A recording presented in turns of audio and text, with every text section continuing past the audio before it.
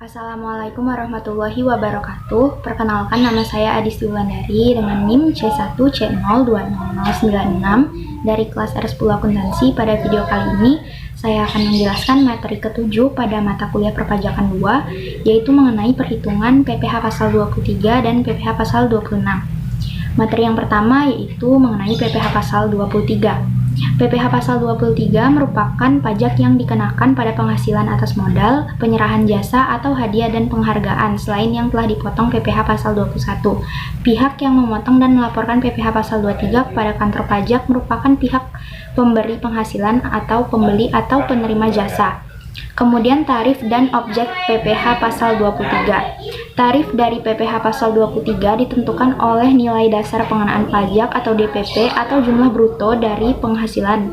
Kemudian terdapat dua jenis tarif yang dikenakan pada penghasilan, yaitu tarif sebesar 15% dan 2%. Tarif tersebut tergantung pada objek PPh pasal 23, antara lain yang pertama tarif 15% dari jumlah bruto, yaitu yang pertama dividen kecuali pembagian kepada orang pribadi dikenakan final, bunga, dan royalti. 2. Hadiah dan penghargaan selain yang telah dipotong PPh pasal 21. Kemudian yang kedua yaitu tarif 2% dari jumlah bruto. Yang pertama sewa dan penghasilan lain sehubungan dengan penggunaan harta. Yang kedua, imbalan jasa teknik, jasa manajemen, jasa konstruksi, jasa konsultan, dan jasa lain yang telah dipotong PPh pasal 21. Kemudian jasa lain yang tercantum dalam PMK nomor 141-PMK.03-2015. Kemudian wajib pajak tanpa NPWP dikenakan tarif lebih tinggi dari tarif PPh pasal 23.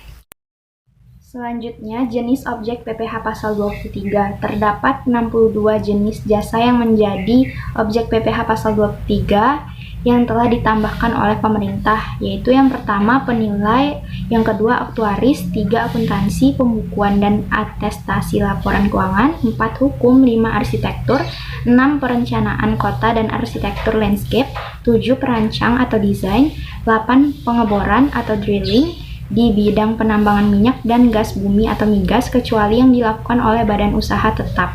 9 penunjang di bidang usaha panas bumi dan penambangan minyak dan gas bumi atau migas. Yang 10 penambangan dan jasa penunjang di bidang usaha panas bumi dan penambangan minyak dan gas bumi. Yang 11 penunjang di bidang penerbangan dan bandar udara. 12 penebangan hutan. 13 pengolahan limbah. 14 penyedia tenaga kerja dan atau tenaga ahli.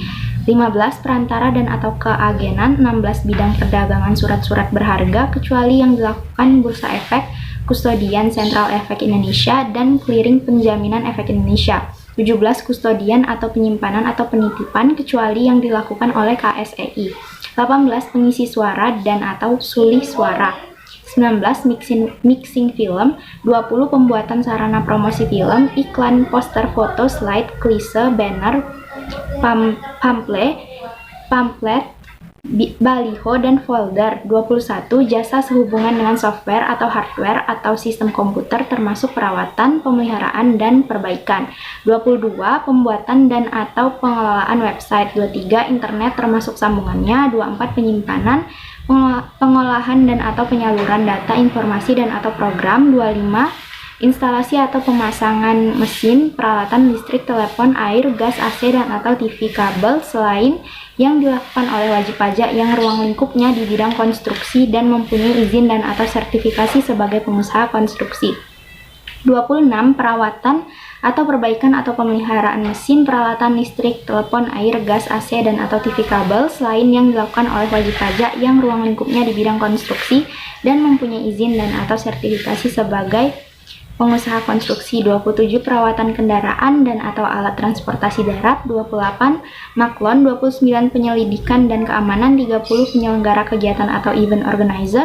31 penyediaan tempat dan atau waktu dalam media massa, media luar ruang atau media lain untuk penyampaian informasi dan atau jasa periklanan. 32 pembasmian hama. 33 kebersihan atau cleaning service.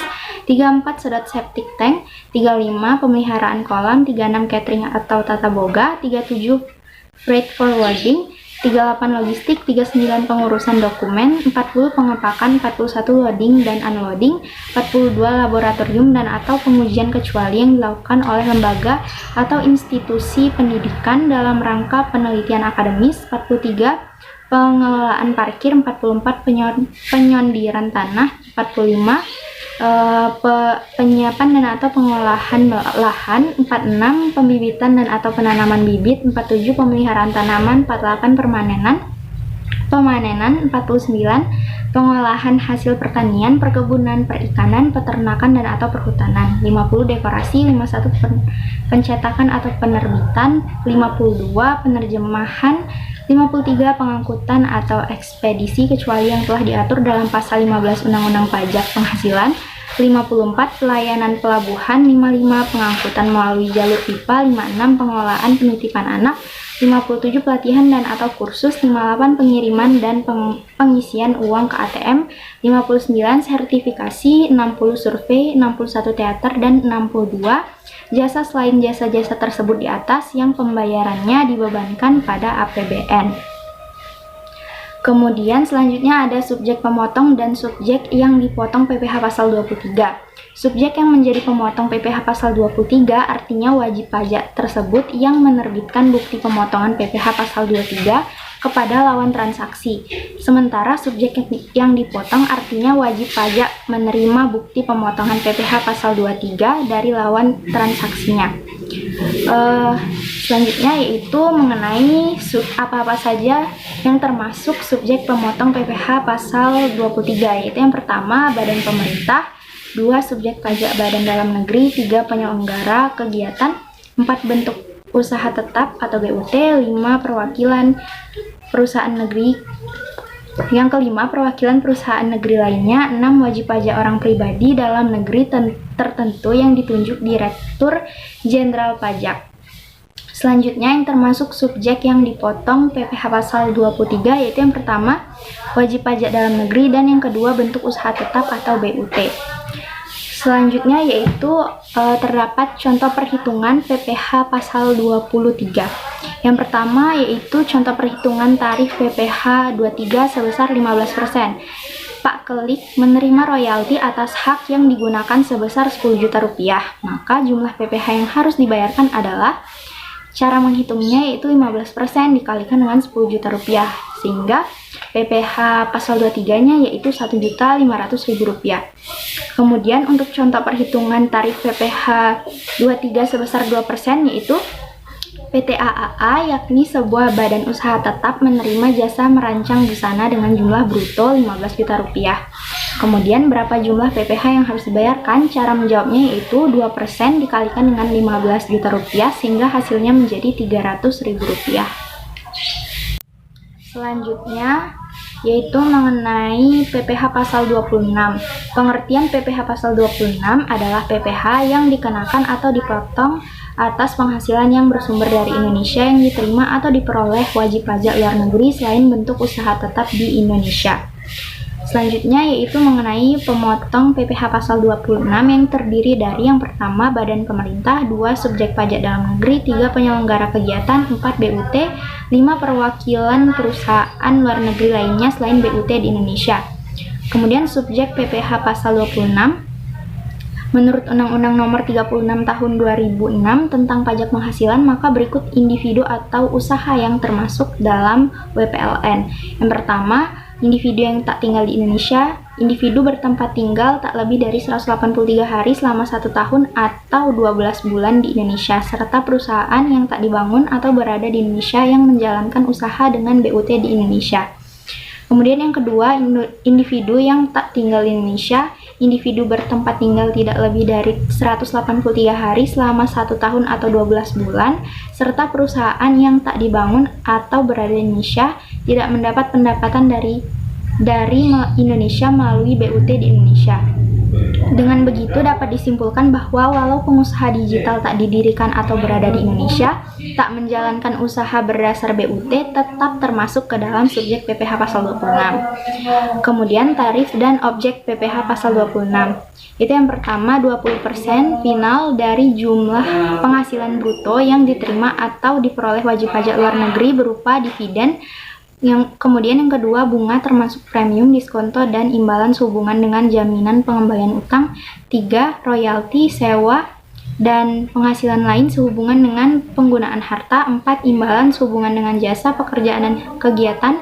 5. Hadiah dan penghargaan. 6. Pensiun dan pembayaran berkala lainnya. 7. Premi swap dan transaksi lindung lainnya, dan atau yang ke-8, keuntungan karena pembebasan utang.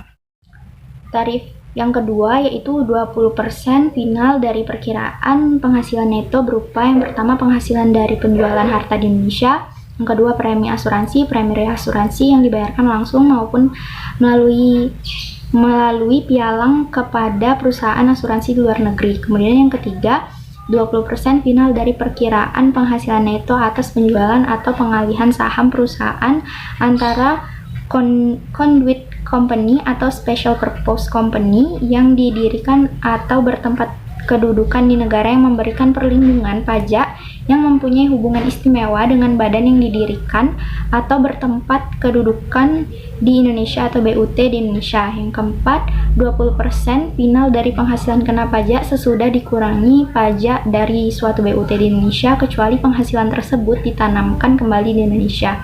Yang kelima, tarif berdasarkan perjanjian penghindaran pajak berganda atau P3B antara Indonesia dengan negara pihak pada persetujuan. Selanjutnya itu contoh perhitungan untuk PPh pasal 26.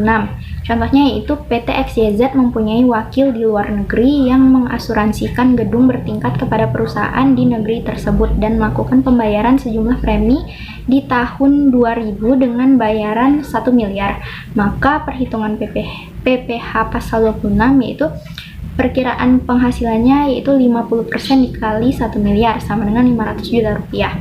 Kemudian PPh pasal 26-nya yaitu 20% dikalikan dengan 500 juta rupiah sama dengan 100 juta rupiah. Walau tak jarang juga jika perusahaan XYZ mengasuransikan gedung ke perusahaan Indonesia dengan melakukan pembayaran premi sejumlah 1 miliar, perusahaan dapat melakukan reasuransi ke perusahaan di negeri tersebut dan hanya perlu membayar 500 juta. Maka perhitungan PPh pasal 26-nya yaitu perkiraan penghasilan netonya yaitu 10% dikali dengan 500 juta rupiah sama dengan 50 juta rupiah. Kemudian PPh pasal 26-nya yaitu 20% dikalikan dengan 50 juta rupiah yaitu sama dengan 10 juta rupiah. Sekian presentasi dari saya, semoga bermanfaat. Lebih dan kurangnya mohon dimaafkan. Saya akhiri. Wassalamualaikum warahmatullahi wabarakatuh.